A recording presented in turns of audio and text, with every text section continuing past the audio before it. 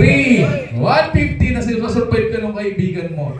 Ibig sabihin, 150 times daw kayong magko-compress sa loob ng 2 minutes. Pero in real life, everybody listen, hindi nyo na kailangan magbilang.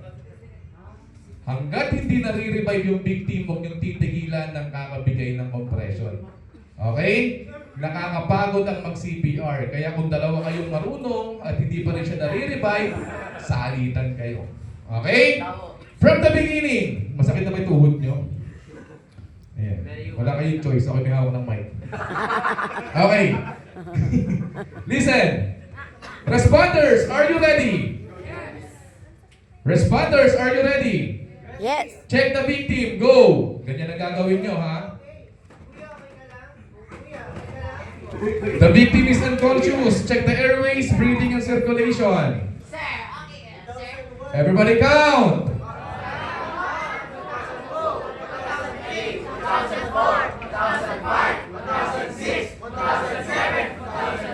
2009, 2010. The victim has negative pulse and breathing. Ready to CPR.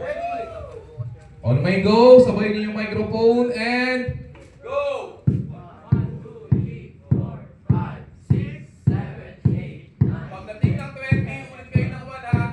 14, 15, 16, 17, 18, 19, 20. 1, 2, 3, 4, 5, 6, 7, 8, 9, 1. That's 1 cycle.